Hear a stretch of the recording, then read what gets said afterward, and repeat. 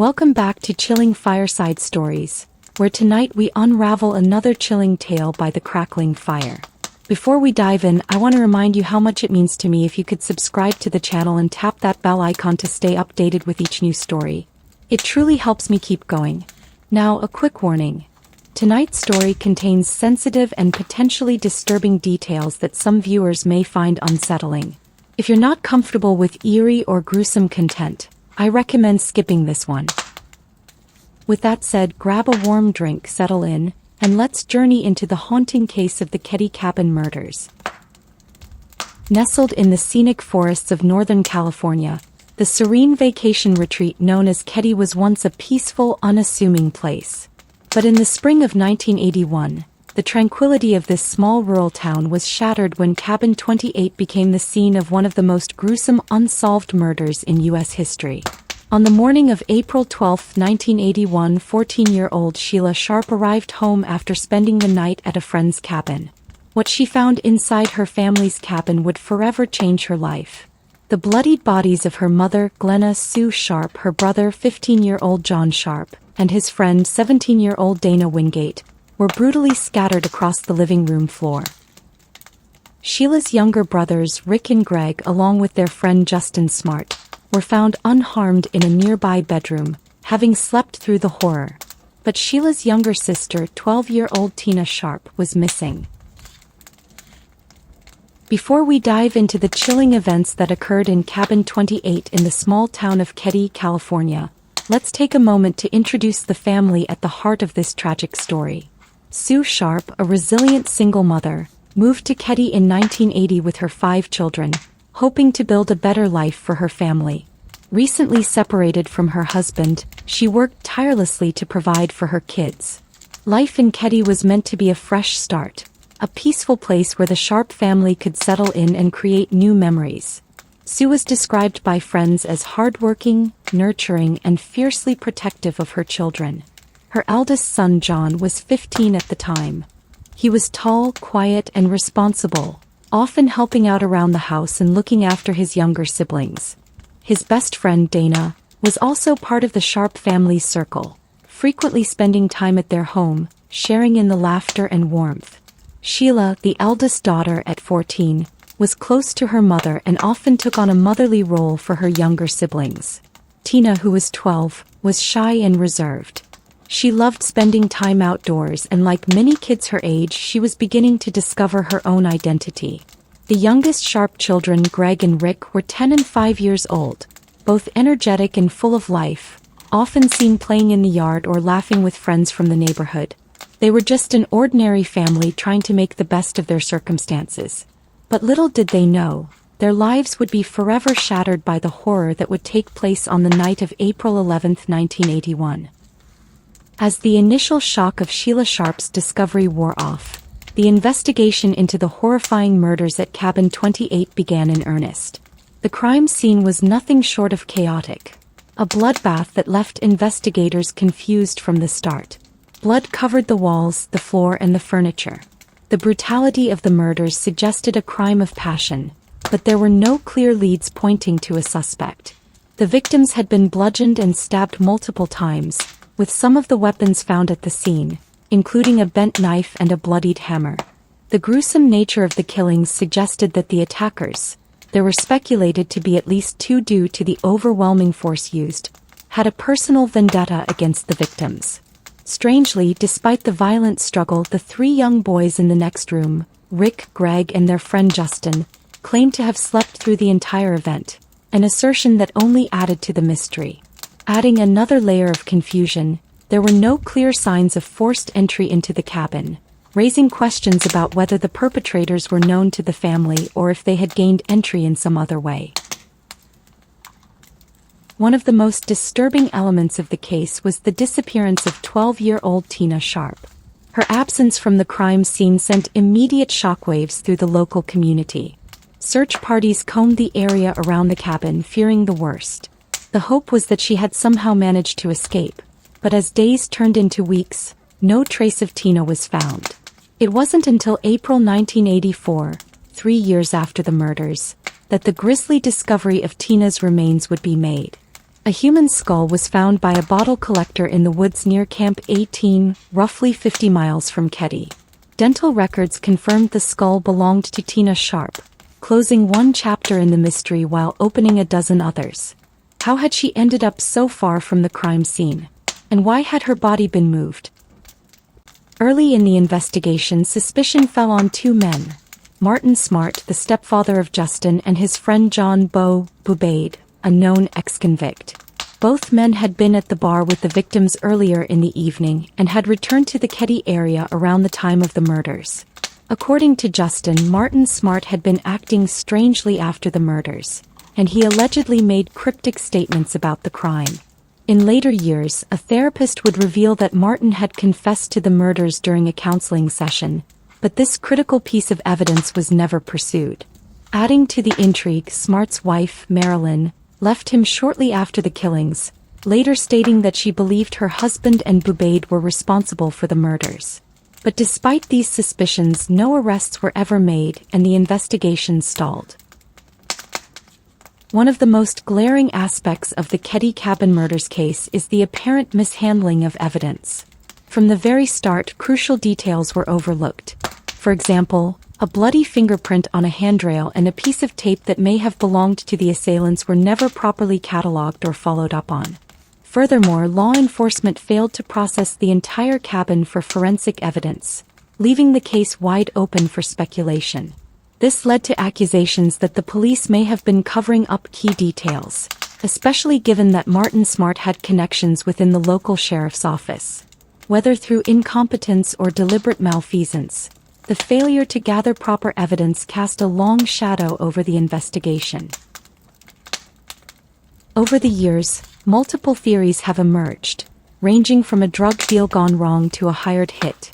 Some believe that the brutality of the murders points to a personal vendetta, while others suggest the attackers were simply deranged individuals who stumbled upon the family at the wrong time. There is even a theory that Tina may have been the primary target, given her abduction and the time it took for her remains to be found. This has led some to speculate that Tina may have been held captive before her death, though no concrete evidence has ever emerged to support this idea. One of the most compelling aspects of this case is the testimony of the surviving children, particularly Justin Smart, Martin Smart's stepson. Although Rick and Greg Sharp, along with their friend Justin, initially claimed they had slept through the entire crime, Justin later began to recall disturbing details. Under hypnosis, he provided a shocking account of what may have happened that night. Justin described seeing two men in the cabin during the murders. He detailed how one of the men had long hair, a mustache and glasses, while the other was clean-shaven. According to his recollection, one of the men wielded a hammer while the other carried a knife. He also described how Tina Sharp was taken from the cabin, but his statements were inconsistent over time, leading to confusion about the accuracy of his testimony. Many have questioned whether Justin's memory was influenced by external factors or his stepfather, Martin Smart, whom many suspected of involvement in the crime. Another key witness was Sheila Sharp, the eldest daughter who discovered the bodies. Though she hadn't been present during the murders, her testimony about the events leading up to the night of the crime, along with her impressions of the suspects, has been considered crucial in many of the investigation's early stages. Sheila mentioned that her mother had been acting anxious and paranoid in the days leading up to the murders, but the reason for this unease was never explained. Despite these significant witness accounts, the investigation faced consistent roadblocks, and many pieces of potential evidence were mishandled, ignored, or dismissed altogether. The way the local authorities handled the Keddie murders is one of the most baffling aspects of this case. The Plumas County Sheriff's Office came under immense scrutiny for its actions, or inaction, in the days, weeks, and years following the murders. Sheriff Doug Thomas, who was in charge of the investigation, had a well-known personal relationship with Martin Smart, one of the prime suspects. This connection raised eyebrows, especially when key evidence seemed to go unexamined. Many speculated that the sheriff's office was trying to protect Smart, especially after learning that his wife Marilyn had left him shortly after the murders, convinced of his guilt. The crime scene itself was not properly secured, and many items that could have provided DNA evidence or led to the identification of the killers were either not collected or lost. For example, a blood-stained fingerprint found on the railing leading out of the house was never compared to any suspects, and blood samples found throughout the cabin were not properly catalogued. Later in the investigation, it was discovered that a key piece of evidence, a letter written by Martin Smart to his wife, in which he essentially confessed to the murders, had gone missing. Whether these were acts of incompetence or part of a deliberate cover-up remains one of the most hotly debated elements of this case. Some believe that local authorities were too overwhelmed by the horror of the murders, while others think that the sheriff's office actively shielded Smart from scrutiny. In 1981, the FBI became involved in the investigation, though they were unable to make much headway due to the state of the crime scene and the mishandling of evidence by local authorities. Despite conducting numerous interviews and following up on leads, the case remained unsolved. The Keddie Cabin Murders faded from public attention for many years, though they were never forgotten by those closest to the victims. In 2013, new evidence came to light when a special investigator working with the Plumas County Sheriff's Office discovered a tape of a confession by Martin Smart. This tape had apparently been recorded shortly after the murders but had never been properly investigated. Despite this discovery, no charges were ever filed, and Martin Smart had already passed away by this time. The renewed interest in the case has led to further scrutiny of the original investigation, with many calling for a reopening of the case using modern forensic technology. The hope is that DNA evidence or other forensic advancements could help finally solve the mystery of what happened at Cabin 28 on that fateful night.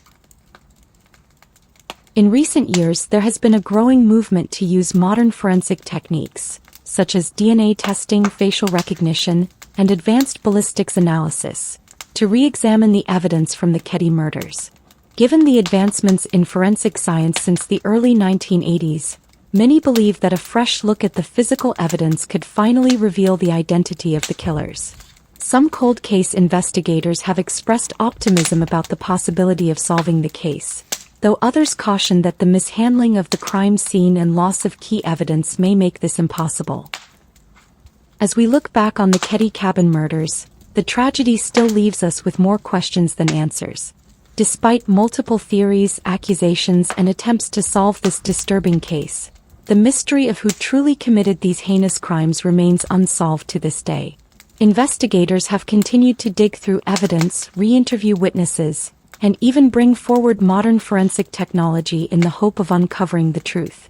Yet the shadow of what happened in Cabin 28 lingers over Keddie, casting a dark mark on its history.